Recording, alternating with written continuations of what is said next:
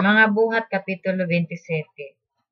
Sa dihang gikauyunan nga mulawig kami ngadto sa Italya, gitugyan nila si Pablo ug ang mga pipila ka mga binilanggo ngadto kang Hulyo, usa ka kapitan sa Romanhong kasundaluhan nga ginganlag kasundaluhan sa emperador. May barko nga gikan sa Adramito nga andam na sa paglawig padulong sa mga dunggoanan sa lalawigan sa Asya. Misakay kami ug milawig. Nikuyog ka namo si Aristarco nga taga Tesalonica, usa ka syudad sa Macedonia. Sa pagkasunod adlaw miabot kami sa Sidon. Si Julio maayo kaayo kang Pablo og gitugutan niya si Pablo pagduaw sa iyang mga kahigalaan aron kahatagan siya sa iyang mga gikinahanglan. Unya mipadayon kami sa among panaw ug tungod kay sungon man kaayo ang hangin, mipaingon kami sa nasa lipdang bahin sa pulo sa Sipre. Milabang kami sa dagat atbang sa Cilicia ug Pampilya ug miabot sa Mira sa Lycia. Dito ang kapitan nakakita og barko nga gikan sa Alejandria nga miadto sa Italya, busa iya kaming gipabalhin sa maong barko. Hinay ang among paglawig sulod sa pipila ka adlaw ug tapos namo hiagii ang dakong kalisod miabot kami sa atbang sa lungsod sa Nido. Ug tungod kay sungsungon man kaayo ang hangin, mipadulong kami sa nasalipdang bahin sa pulo sa Creta atbang sa Salmone. Namidpid kami sa kabaybayonan ug uban sa dakong kalisod miabot kami sa dapit nga ginganlag mga maayong dunggoanan nga dili layo sa lungsod sa Lasea. Nagpabilin kami didto og dugay hangtod nga naabtan kami sa panahon nga makuyaw na kaayo ang pagpanaw sa kadagatan kay milabay na man ang adlaw sa pagtubos. Busa, gitambagan sila ni Pablo, mga higala, nasabot ko nga makuyaw na ang atong panaw ug moabot ang dakong kadaot sa atong karga ug sa barko, ingon man sa atong kinabuhi. Apan ang kapitan sa mga sundalo mas mituo sa gisulti sa kapitan ug sa tag-iya sa barko kay kang Pablo. Ang dunggoanan dili maayong dapit nga kataguan sa panahon sa tigtugnaw, busa ang kadaghanan miuyon sa pagpadayon paglawig ug sa pagpaningkamot pagdunggo sa Phoenicia. Usa kini ka dunggoanan sa Creta nga nagatubang sa habagatang kasadpan ug sa amihanang kasadpan ug makatago sila dito sa panahon sa tingtugnaw. Unya misugod paghuros sa hinay ang habagat ug ang mga tawo nagdahom nga matuman nila ang ilang laraw, busa giisa nila ang angkla ug namaybay sila sa Creta. Apan wala madugay, mihuros gikan sa pulo ang usog kaayong hangin nga gikan sa amihanang sidlakan. Mihampak kini sa barko ug sanglit dili naman namo masungsong ang hangin, nagpaanod na lamang kami. Nasalipdan kami sa paghitungod namo sa habagatang bahin sa gamayng pulo sa Clauda. Unya among gipahigayon ang sakayan uban sa dakong kalisod aron dili malunod. Gikarga nila kini ug unya ang barko gihigtan nilag mga pisi aron malig-on. Tungod sa ilang kahadlok nga masangad sila sa kabalasan sa Sirtis, gihipos nila ang layag ug nagpaanod-anod na lang sila.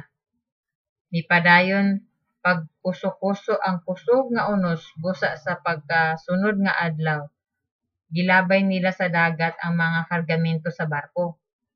Ug sa sunod pa gayud nga adlaw ilang gipanglabay ang mga kasangkapan sa barko. Sulod sa daghang mga adlaw wala na mo makita ang adlaw ug ang mga bituon ug mipadayon paghuros ang makusog nga hangin. Sa katapusan nawad-an kamig paglaom nga maluwas pa. Tapos sa pipila ka adlaw nga ang mga tawo walay kaon, nitindog si Pablo og miingon, "Mga higala, kung namati pa lang unta kamo kanako ug wala mulawi gikan sa Kreta, dili unta kita mahiagom niining tanang kadaot ug kapildihan. Apan karon naghangyo ako kaninyo nga dili kamo mahadlok kay walay usa kaninyo nga mamatay. Ang barko lamang ang mapildi. Kay kagabii ang Dios nga maoy na nag-iya kanako ug maoy akong gisimba, nagpadalag anghel nga miingon kanako, Pablo, ayaw kahadlok. Kinahanglang moatubang ka sa emperador ug ang Dios sa iyang kaayo moluwas kaninyong tanan tungod kanimo. Busa salig kamo kay ako nagsalig sa Dios nga matuman gayud ang iyang gisulti kanako.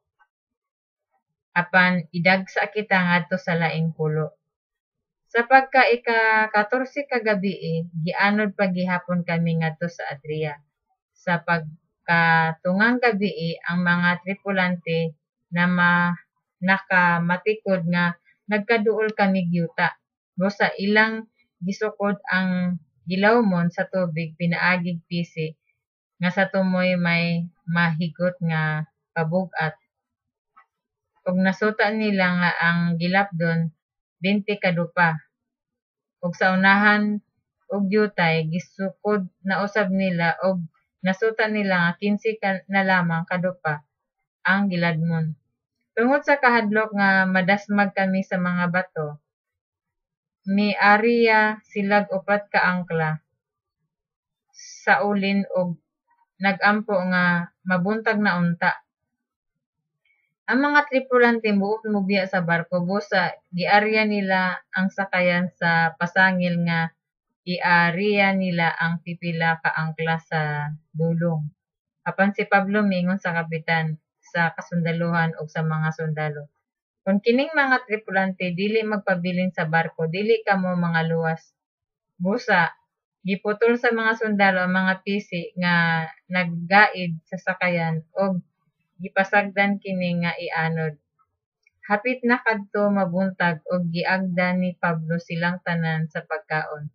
Siya miingon, nagpulog 4 na kaadlaw karon sa inyong pagpaabot ug wala gayud kamoy kaon. Busa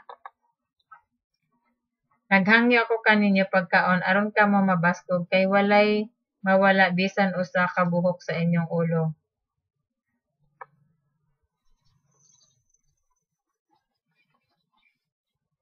Unya, mikuhagpan si Pablo nagpasalamat sa Dios atubangan nilang tanan og gipikas-pikas niya kini og gikaon.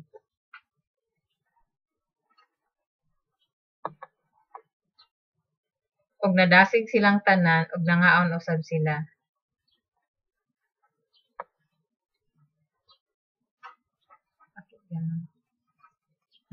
Nangaon usab sila.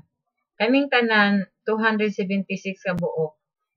Sa nabusog na ang tanan, gilabog nila sa dagat ang mga trigo aron dili mabug-atan ang barko.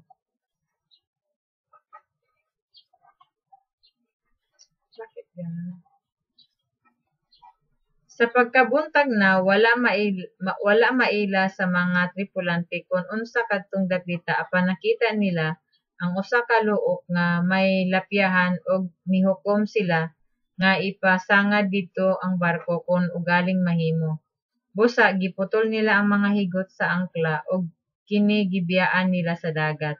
Gibadbad usab nila ang mga pisi nga gihigot sa mga timon. Unya giisa nila ang layag didto sa dulong sa barko aron sila ipadpad sa hangin ngadto sa baybayon. Apan nahipunta ang barko sa mabawong dapit ug nasangad. Ang dulong niini miungot ug wala na maukang samtang ang ulin naguba sa dagkong mga balod. Naglaraw unta ang mga sundalo sa pagpatay sa tanang mga binilanggo aron walay usa kanila nga makalangoy ngadto sa baybayon ug makapuga. Apan ang kapitan sa kasundaluhan buot muluwas kang Pablo. Busa, gisanta niya sila. Unya ang tanan nga makalangoy iyang gipauna pag-ambak og gipalangoy ngadto sa baybayon. Ug ang uban gipasulod niya nga nag-abay sa mga tabla ug sa bisan unsang ubang bahin sa barko. Sa ingon niini makaabot kaming tanan sa baybayon. Mga buhat Kapitulo 27.